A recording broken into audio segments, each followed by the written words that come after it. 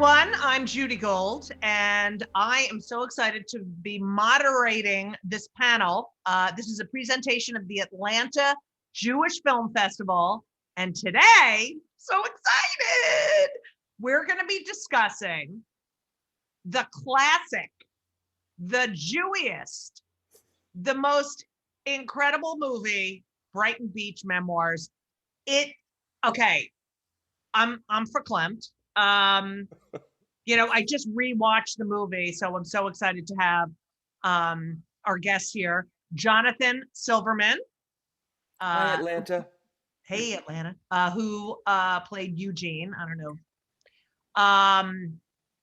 We also have the fact that I just lost. All right, there we go. Lisa Waltz, who played Nora. Hello. Brian Drillinger, who played Stanley. Hello. And Stacy Glick, who played Yay. Lori. Baby Stacy. Okay, first of all, I need to know the last time you all saw each other. What was the last day of shooting? I think it was like November. Premiere, maybe the premiere. I think it was the premiere. Stacy's All right. right. It was the premiere at Tavern on the Green, I think. Yeah, that was a nice premiere. They took That care of was. It was a That's lovely the last time premiere. you all saw each other? Yes. Well, all together. Together. Right. And have you all remained friends or in contact? Well, Lisa Lisa and I and I are best buds. It's a real reunion. It's a real reunion. Lisa and I did another Neil Simon project together after the movie, Yes. where we played love interests. So that Yes. was a little odd That's to so make out creepy. with the woman who, played my cousin. But it wasn't that odd, if you know what I mean. Hey. You were always sort of in love with her, so it sort of makes sense. Oh, Right. Eugene I got love what he that. wanted. That's Oh, right. I love that. He got to You know, see the Golden Palace of the That's Hills. right. Right. I think that's right. lovely. Yeah, that's right. We were cousins. And then Johnny and I played First Loves in Biloxi Blues on Broadway. And then we were newlyweds in Odd Couple 2. So, and then of course, Brighton Beach, the movie. So yes, Johnny, the only thing we haven't done is had a baby together, really. Well, there's time. There's no time. Let's get going I on have that. this project. So I'd like to start at the beginning. First of all, obviously the casting people knew what they were doing, since Lisa and Jonathan obviously have major chemistry and you've worked together since. But can you guys tell me about your auditions for the film? Well, I have an interesting story. Yeah, Oh, you probably okay. have the most interesting. yeah, story. that's true. Brian's got the You best have a one. real story. Not Yeah. as much. Yeah. I actually was not the original Stanley for the movie. There was another actor, and they were in rehearsal. And I guess, the chemistry wasn't happening. And I was actually, years ago, there was an article in the New York Times about Manny Eisenberg, the producer of all this.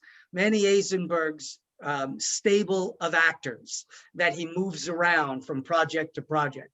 And Lisa and I had just got off the road doing the tour of Brighton Beach Memoirs.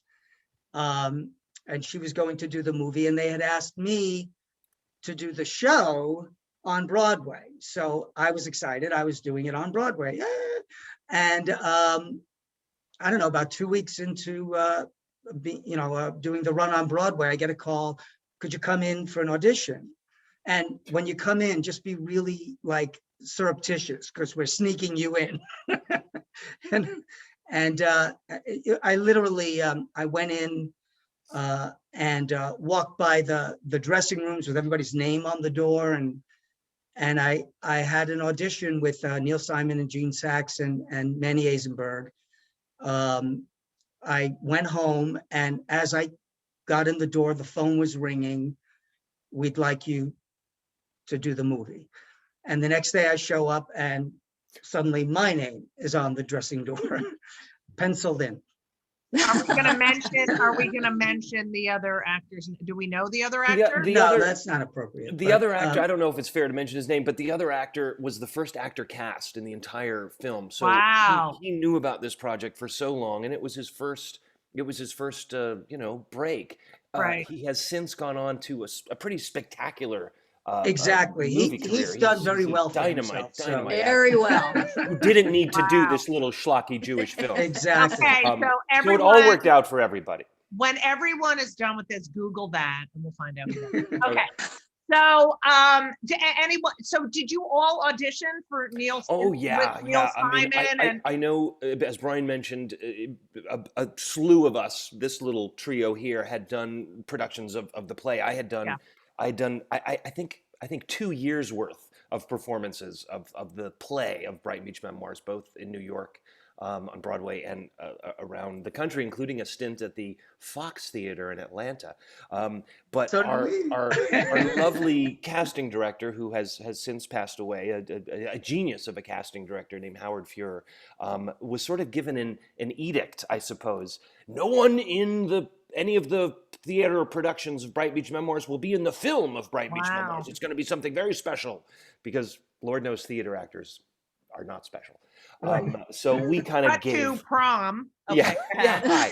So we all in the various productions kind of gave up the even thought That's of right. doing it once we heard a movie was going to be made, and we kind of had our dream, names, movie star names of who was going to do it. And from what we heard, every actor and actress of a certain age had auditioned for this. Actors who had no business auditioning for the role of a little Jewish boy in Brooklyn in 1937 were auditioning for this. Kids with the blonde hair and Yeah. and brat packers and all this.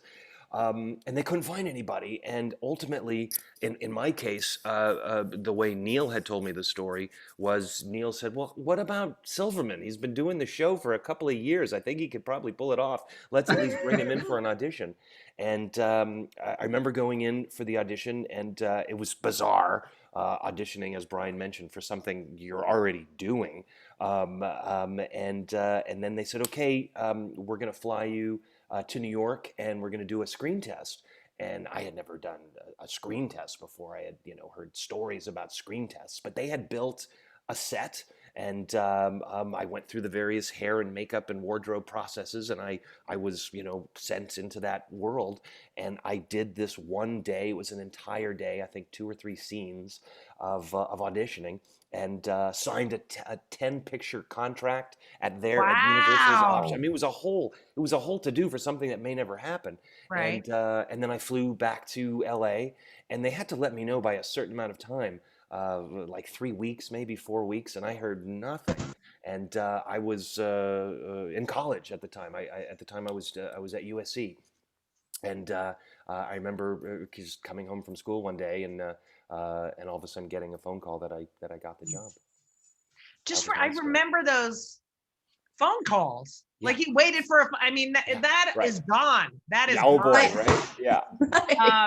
Sitting around waiting for a phone call to find Really? out. I have a funny story about a phone call for auditioning for the tour of Brighton Beach, which was literally an open cattle call that I had gone to, and then went through the various processes to get there.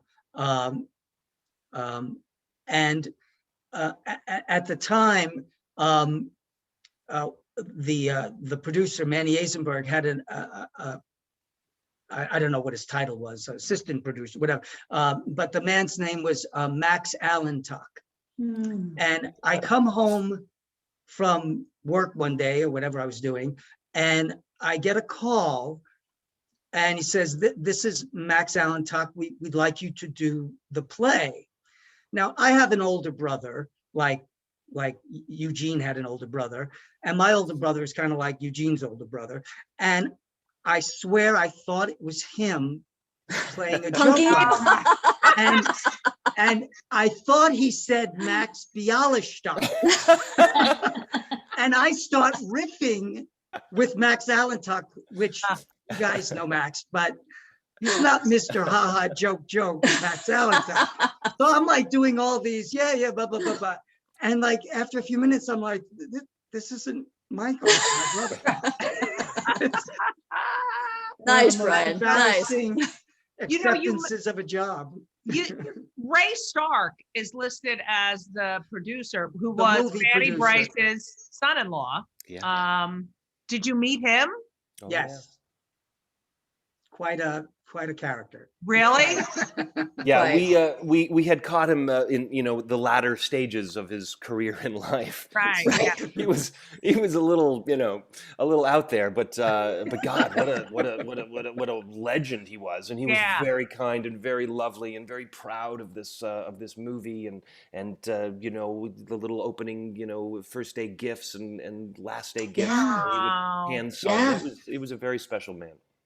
Yeah. So for all of you, was this your first big break, would you say? Film? I mean, look, we know that Broadway is the be all and end all but most of America doesn't know Broadway actors. So Right.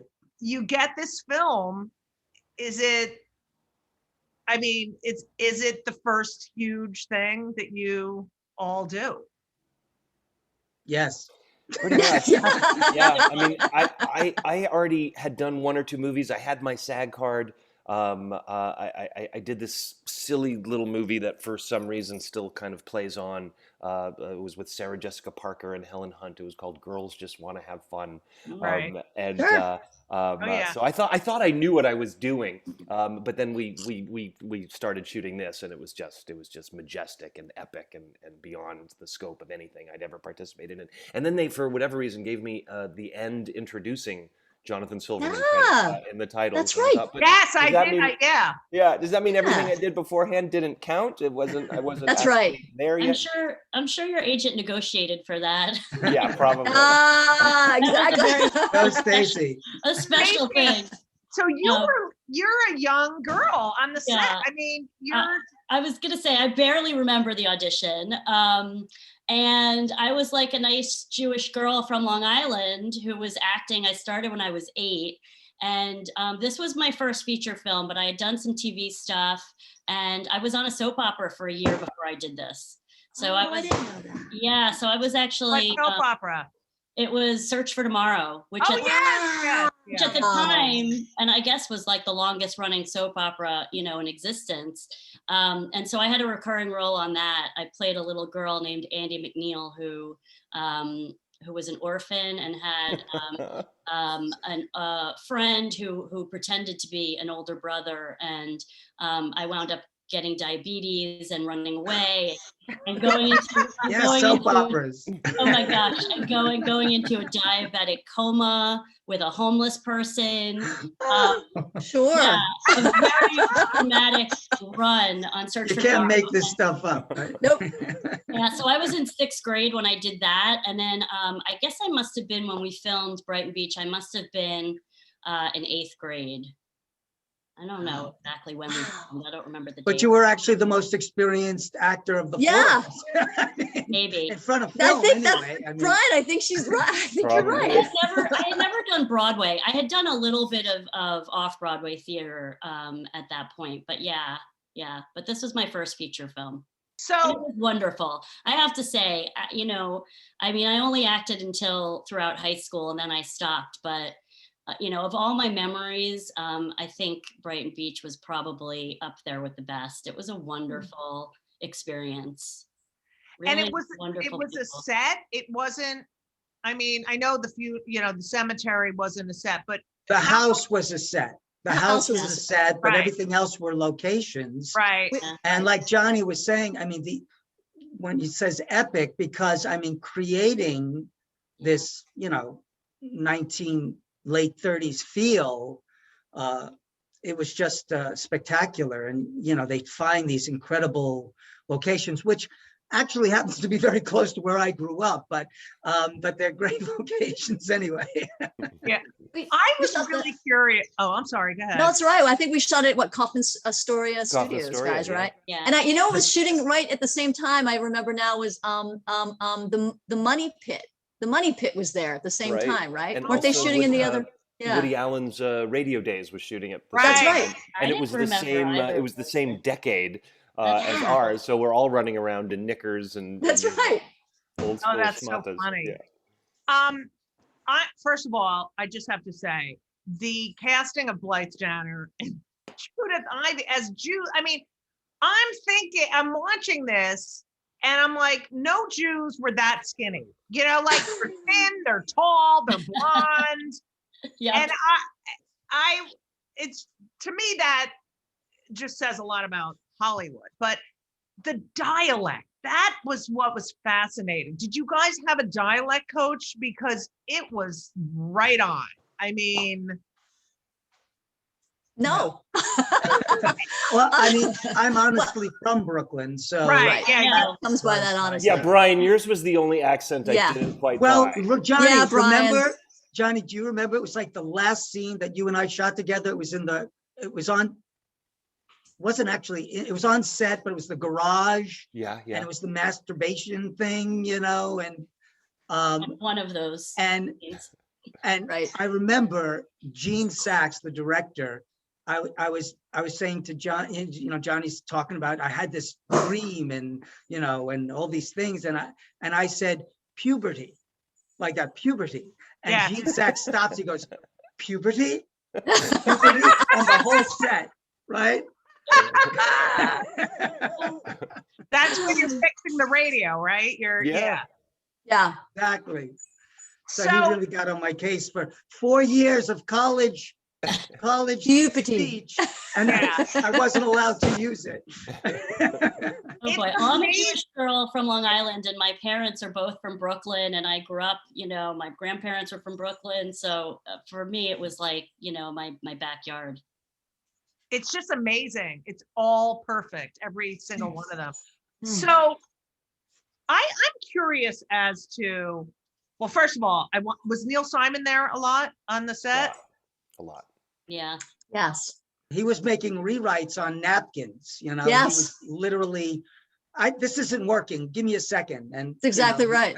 Yeah. Wow. So I think Yeah. that's No, what I it love was- about him the most, actually. He was very concerned about, the language of it. Actually, it's not a film story, but, I did they call it the Second National, but let's face it, it was a bus and truck tour, right? Yeah. So, and then I had the opportunity to come back and do it in New York at the 46th, and it was a random, I don't know, Thursday. It was a matinee. And I got a note on my door at intermission, and it said, "Dear Lisa, it is, isn't anybody excited? Not anyone. Love, Neil." Now, in my Wow. big speech in the first half, it says, "Isn't anybody excited?" Well, I must have said, "Isn't anyone excited?" And so he's right. Anyone isn't as funny as anybody, because anybody sounds funnier. So he's very concerned about the words and how it plays. Yeah, it's very true. I mean, I had the fortune of doing 3 of his plays and 3 or 4 of his movies, and he's always in attendance at the rehearsals and Yep. filming. And rumor has it he was known as Doc because he fixes scripts and he could Right. just change anything and fix anything. And from the experiences I had with him, he fixed so much all at the last minute. And he would write it out on napkins. He would write it out on little yellow legal pads of paper, which he would then hand to the actor. I still have a shoebox full of Neil's. Oh my scratch writing. I God, know, really? Oh, wow. And I would watch him work, and it was almost Shakespearean. I mean, you would see him counting the beats and the rhythms of the comedy on his fingertips, and he would be able to decipher what is funniest, and there it is. And it wasn't always gold. I mean, there were times when we were doing the previews of Broadway Bound and wherever we were in Washington, and he said, "I came up with a great scene," and we were so excited, and Jason Alexander and Linda Lavin were like, "Oh, this is hilarious!" And then we tried it that night and it bombed. And he said, "That's it, it's out." And all of a sudden, the next night he would scribble some new stuff, but he was always working, and he never he never gave up. He was just so prolific and constantly being creative. I mean, people don't realize that's the thing with comedy. You think it's hilarious, and then you put it in front of an audience, and they're the ones who tell you. Exactly. Yeah. what was his relationship with Gene Saks like? Because, you think, Gene Saks is directing, and you got this hovering. I mean, it's so interesting, that relationship between director and writer, as far in terms of the actors. Like, it's like, did you feel, oh, I have to be loyal to Gene? And, like was there any sort of struggle? It's a good question, because oftentimes, they were so brilliant, and who the hell were we to, ever Right. question their direction and their Right. wisdom? But oftentimes they would contradict each other, and Gene would give a specific, note, and then I would hear from Neil saying, "Why are you playing it that way? And Right. what? I don't think it needs to be done that way." And I didn't want to say, "Because he told me to." Right. So I would just kind of do what whoever told me last told me to do, and by then it was forgotten about. It all worked out okay in the end. Yeah. What was the audience like, for the play? Was it when you were doing this on Broadway, was it all Jewy, or was it? No. No, not at all. Lisa and I went across the whole, well, so did Johnny, but we were in the smaller towns. Everywhere. And, all kinds of demographic. I mean, I'm just, how did it play with these? I mean, because when I think of it, here's such a Jewy specific film, You know what? I will say this, and I'm sure everybody's got a story here, but I do remember this from my touring with Brian on the Second National. We were someplace in the South. Brian, I'm sure you remember this. I don't know where we were. And we left and we moved on to some other small little town, college town, Illinois, I don't know. And we got this pushback, or these letters from wherever we were in the South. And I don't know where it was, but they were very upset with the content, because they thought it was, obscene, that, they were talking about those things, and that people were going to burn their subscriptions, and they were never, ever going to see a show like that again, because it was just terrible. It's like, wow. Oh my Really? God, that's fascinating. well, I mean, I have to say though, it was such a mind-blowing experience. I didn't get to do the play with Johnny. Actually, I did. Lisa and I did the play with Patrick Dempsey. Wow. Dr. McDreamy was actually quite a nerdy kid. Yes, he was super nerd. And when people Yeah. call him McDreamy, I do not get that. I don't get it. But anyway, and Johnny, night after night, doing that masturbation scene in the bedroom, I never experienced anything since that. The audience would just go crazy. Owl. And, the Neil's lines and Gene's direction, and also just in between, the playoff between the two actors. It was such a high to have that audience just go crazy. And I know what Lisa's saying about the subject matter, but in the audience, you wouldn't know that. I mean, they just loved it. They just ate it up. So what did this lead to for all of you? I'd like all of you to answer the question. So you do this film, what happens? Like, what was next? I mean, was it the stepping stone you all had hoped it would be? Well, Well, after my maybe- 10th Academy Award, I was gonna say, enough of this. I'm over it. I was gonna say, maybe you can start with me, since my beginning and end is probably a lot shorter than the rest of you, because I did this film and then I went on to do another feature film called 3 O'Clock High, which you guys may or may not remember. It's another sort of cult classic of that generation. It's a wonderful, wonderful movie. And I was 14 going on 15, and I got home, and I had a little bit of, kind of teen angst crisis, and didn't really know how to meld the two parts of my life, like my acting life and my regular suburban, teen life. And I really kind of never got back into it after that. I did a few little things here and there.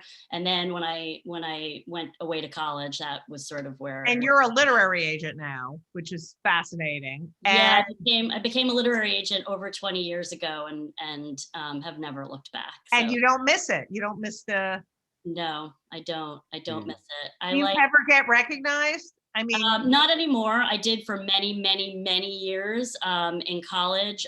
Probably more for 3 O'Clock High than for Brighton Beach Memoirs. I think because I looked pretty different in Brighton Beach Memoirs with the braids and the glasses, and I don't think I was as recognizable as I was in 3 O'Clock High. But obviously, it's now I'm very different, and nobody. one of my favorite things in the film is the way you follow your sister. It's just hilarious. Like that, like she leaves the room and you're right behind her. And It's true.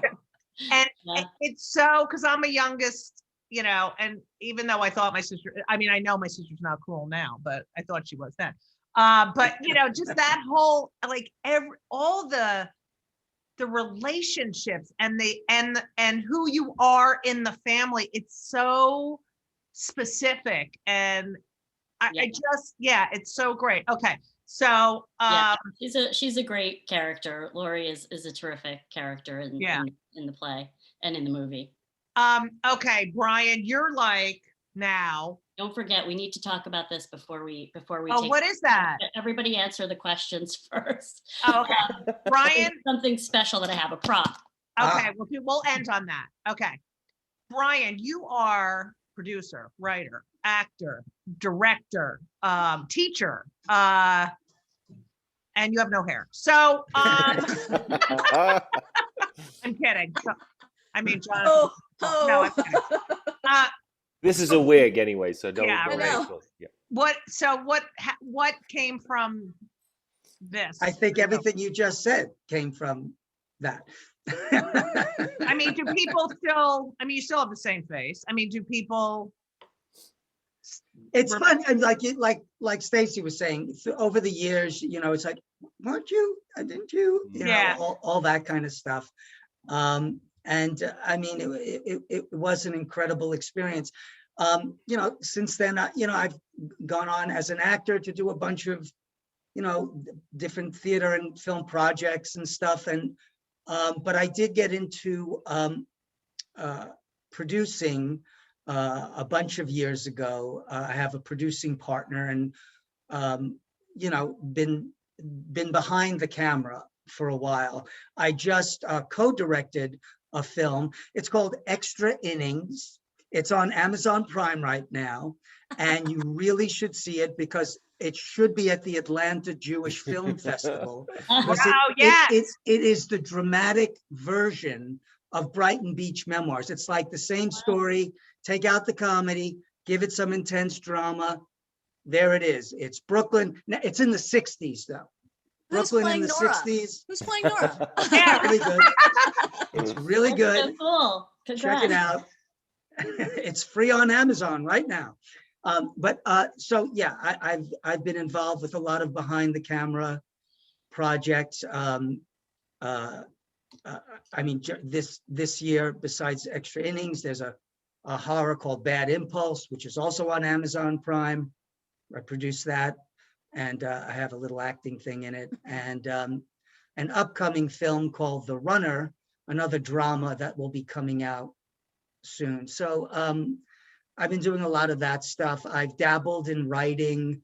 I know a good literary agent. Yeah. Yes, exactly. But I'm very grateful that I've been able to stay in this very difficult Right. business, and I think the answer is to, unless you're Lisa Walt, to spread out in the business to other areas. Right, you have to To, reinvent yourself all the time. Yeah, It's and the role. if you're not getting a job doing this, you're doing that. I mean, It's about you get- creating, I guess. Yeah. exactly. Lisa, you have been on, I mean, like your amount of TV appearance, it's amazing. You have been on Crying, so- dying mom, the crying, dying sister. Yeah, yeah, yeah. And Which it is all- great. You've Yeah, done it but- all. It all did this lead, I mean, Yeah, did it take yeah. you where I you mean, wanted yeah. to go? Yeah. The short answer is yes, of course. I mean, I was on a bus and truck. I was called in from Toronto to audition for this movie that was really promised to another actress, kind of like what Brian's situation was. And it's sort of, I found myself in this, I didn't even know what a mark was when we shot Right. Brighton Beach. I didn't know what that was, a piece of tape on the floor. What am I supposed to do with that? So Brighton Beach sort of led to everything. It led to coming to LA. It led to other movies. It led to a television career. It led to I am very grateful that I got to start with this incredible company and with the powerhouse and the quality and the genius of Neil Simon and all those people. Amazing. It Yeah. it just led to everything else. So I have been very lucky. Yes, I have. And very happy. I'm very happy. Oh God, I love you. All right, Jonathan, before you answer, I think everyone needs to know that you are the son and grandson of rabbis. Yes. Indeed, very true. And married a non-Jew, but that's fine. You know, it's Hey, fine. come I'm fine on. with it. I'm fine with it.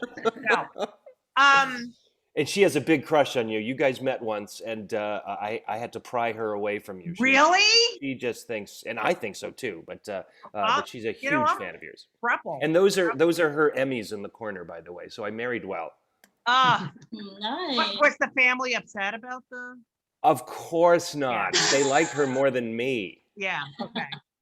So, did I was really curious as to because I'm a Jew, but it's your son and a grandson of, were you kosher at the time of this film? Like, did you grow up like that? Really Jewy? I grew up in a, I don't want to say a very religious household, but compared to the life I lead now, yeah, it was a pretty religious household. My family, my dad he still is alive. He's 97 and he's still does sermons. Oh, once- poo, poo, poo. Yeah. I love that. Yeah, he's still he now does them online. Yeah. If you Google his name, you could see him every Saturday, Rabbi Hillel Silverman, and he gives a little 10-minute sermon. But we grew up kosher. My parents got a very ugly, nasty divorce right before my bar mitzvah, and that Wow. kind of made me rethink everything. Yeah. And then I discovered things like cheeseburgers and pork. And I do remember shooting this movie when I was 19 years old, and we started shooting in August, and I think we kept going till like Thanksgiving. So it covered a number of holidays, but the big holiday that it covered was Yom Kippur. Yeah. And I still, to this day, as a guy in my 50s, I'll still fast on Yom Kippur. And I'm oftentimes working on Yom Kippur, and it sucks to, pull a 12-hour workday on a film set with no food and coffee in your system. But that particular one was the first time I was ever faced with the Sandy Koufax, dilemma of, do I work on Yom Kippur? And I pretty much worked every day on that Brighton Beach Memoirs film. And I don't know if it was Neil Simon himself or Gene Sachs or David Chasman, one of the sweetest men in the world. David But they said, let's Chasman. give Johnny Yom Kippur off. If there's one day we could give him off, let's give him off Yom Kippur. And I was very grateful. My dad at the time had a congregation in Connecticut, and obviously we were all filming in New York, so it was a short 45-minute drive to my dad's house, and I stayed there for Kol Nidre, and I was very excited to put on my suit and fast and go to temple, and as I was leaving to go to temple that day, I got a phone call from, maybe it was David Chasman, maybe it was one of the assistant directors, saying, Jonathan, there is a hurricane on the way, and it's going to be a big hurricane in 3 days. We've had to change the entire schedule. We need you to shoot today on Coney Island. We're worried that Coney Island is going to be blown off the face of the earth, and if we don't get the background of the shot with you and Brian as brothers, the movie's going to be horrible. I'm so sorry. We're sending your driver to pick you up in Greenwich in a few minutes. And I remember, like, what do I do? And I remember somehow getting back to my dad on the Bema saying, Dad, there's a hurricane. I gotta go shoot. And, he said, all right, make sure you fast. And I remember, and Brian, I don't know if you remember this scene, but we're shooting, and then at the end of the day, we're supposed to be eating ice cream cones. I guess Yes. talking about pretty girls on the beach, and I remember looking at this fakakta ice cream cone that looked so good, Oh and gosh. I couldn't eat it. And I would sort of just like pretend to lick it, and it's just melting down my arm, and I'm starving. But that's my connection with Judy. That is so, That is a good story. that's Good such a story. great story. I could be my mother right now. Neil Simon's a Jew. He has to, my mother, I know this isn't about me, but I got cast in a Woody Allen film and they were doing it on Yom Kippur. Yeah. And I was like, what do I do? And I called my mother, do what you want to do. And I went, and same thing. I started, fasting. I'm sitting in the trailer all day. They never got to my scene. I Oh. literally sat in a trailer. I made it to break fast, but oh my God, Jonathan, that's such a great story. Yeah. And needless to say, the hurricane came and it was like, drizzle and nothing Right, of happened. course, and, of Of course. course. The guilt we all feel. Mm. Stacy, Yes. can we end with I could talk to you guys all day long. I Yes. mean, I could talk to you guys all I day know. long. Great. I I know. We'll love have to it. do Great. again. We'll have to find another Jewish film festival. Yeah. Create this- Yeah. this moment in history again. Well, first I found the Brighton Beach Memoirs poster, which you may be able to see behind me. So that was kind of cool. But also I have a client who I worked with, and she was writing a memoir. And she said to me when we were having our introductory conversation, I know you were a child actress and you worked on Brighton Beach Memoirs. And at one time I worked in book publishing and I did the tie-in edition of Brighton Beach Memoirs, which is, the edition of the book sort of based on the movie. And she said, I think I still have a copy of it. And I said, if you do, will you please send it to me? So she sent this to me. whoa, can I? It's a little paperback book. Oh. Wow. It's There you based on the movie. It has all this information on the back. But the best part about it is it has a whole insert with pictures of all of us from the movie. Really? So, yeah.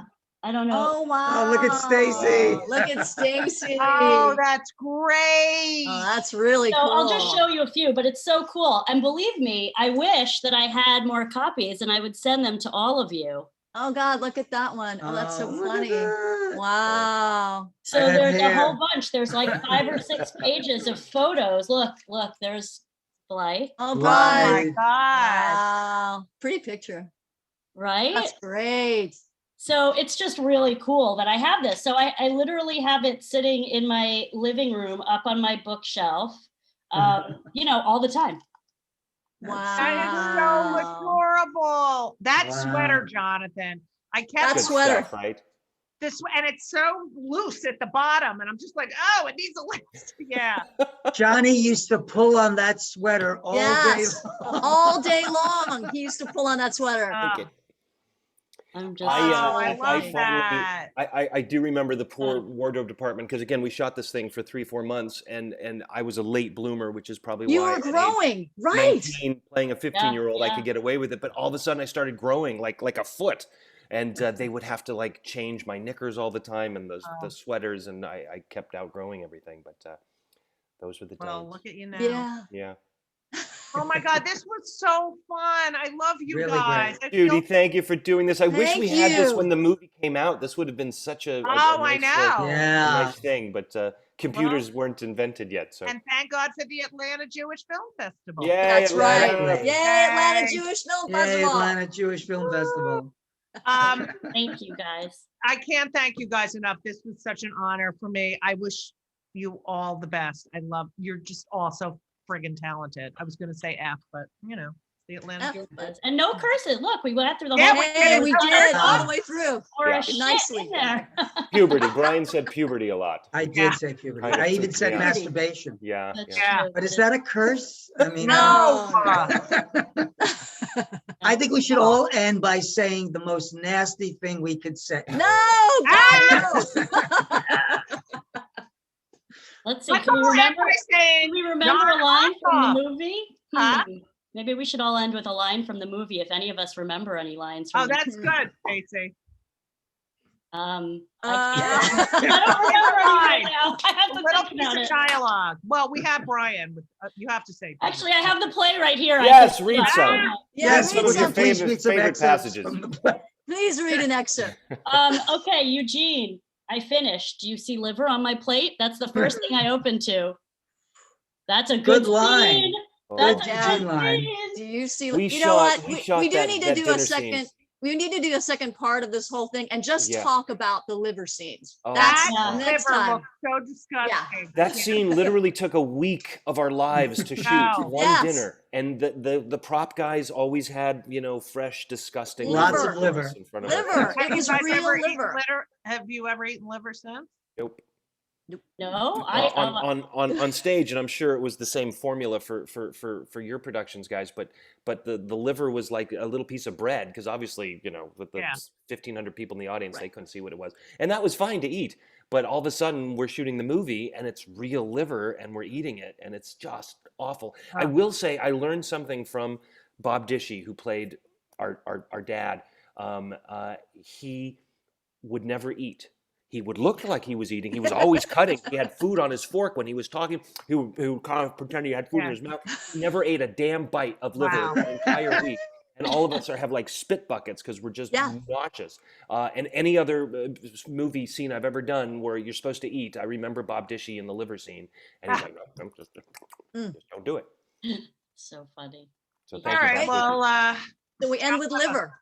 crop liver. Onwards and upwards. Onwards and upwards. That's Puberty perfect, Johnny. over. Puberty. Thank Onwards you and guys. upwards. Thank you guys so much. Thank you, All Judy. right. So Bye, good to see you all. family. Thanks, Judy. Bye, guys. So Bye, great everyone. seeing you.